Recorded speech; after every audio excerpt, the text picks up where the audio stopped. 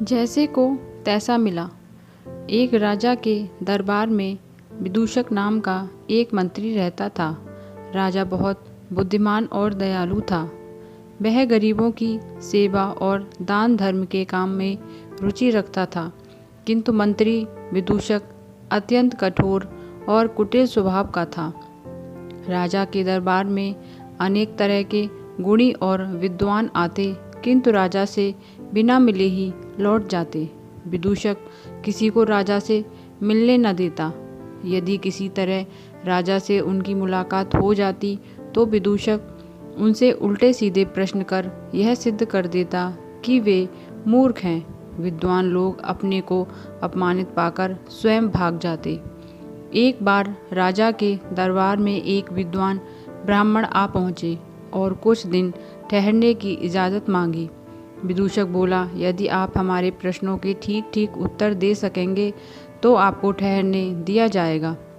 ब्राह्मण ने स्वीकार कर लिया। अगले दिन सभा में राजा से आज्ञा लेकर विदूषक ने ब्राह्मण से प्रश्न किया, आप ईश्वर को मानते हैं? ब्राह्मण बोला, बिल्कुल मानता हूँ। विदूषक पूछा, वह कहाँ रहता है? ब्राह्मण ने उत्तर दिया, वह सर्वत्र विराजमान है। विदूषक बोला, इस समय है? ब्राह्मण ने बोला, हाँ है। विदूषक ने फिर पूछा, अच्छा दिखाइए, वह कहाँ है?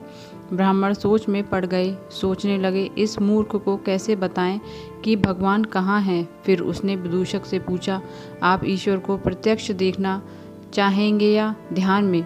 मंत्री ने उत्तर दिया, हम प्रत्यक्ष देखना चाहते हैं।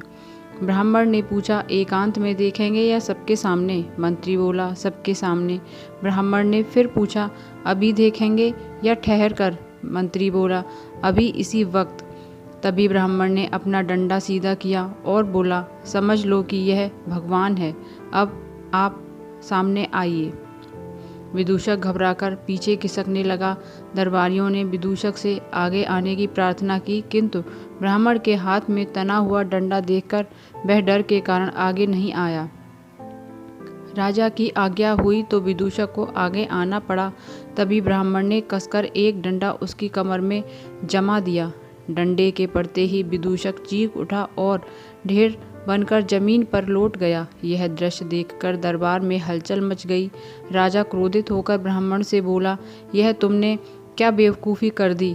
तो ब्राह्मण बोला, इसमें बेवकूफ़ी की क्या बात है महाराज? राजा बोला, वाह, खूब रही।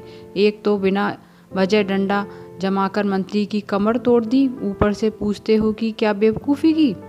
तो ब्राह्मण ने पूछा, लेकिन डंडा पड़ने से उसे क्या हानि हुई? तो राजा बोला, हानि नहीं हुई तो उसे लाभ हुआ। देखते नहीं उसे कितनी पीड़ा हो रही है। ब्राह्मण बोला, कहाँ है पीड़ा? राजा ने बोला, उसकी कमर में, जहाँ तुमने डंडा जमाया है। तो इस पर ब्राह्मण ने बोला, ऐसे में नहीं मानता। विदूषक से कहिए कि वह अपनी पीड़ा को प्रत्यक्ष दिखाए। राजा बोला, लगता है तुम पूरे पागल हो। क्या शरीर के अंदर होने वाली पीड़ा कोई ठोस पदार्थ है जिसे आंखों से प्रत्यक्ष देखा जा सके? तो ब्राह्मण ने उत्तर दिया, महाराज, जिस तरह शरीर में होने वाली पीड़ा को प्रत्यक्ष नहीं देखा जा सकता, ठीक उसी प्रकार ईश्वर को भी प्रत्यक्ष नहीं देखा जा सकता, किंतु कण कण में उसे महसूस किया जा सकता है। यह सुनकर राजा का क्रोध चला गया। उसने विद्वान ब्राह्मण को दरबार में ठहरने की अनुमति दे दी। उस दिन से विदूषक ने उल्टे सीधे प्रश्न करना छोड़ दिया। तो दोस्तों, ये थी आज की मेरी कहानी। अगर आपको ज़रा भी पसंद आई हो तो वीडियो को लाइक कीजिए और मेरे चैनल को सब्सक्राइब करना ना भूलें। Thank you.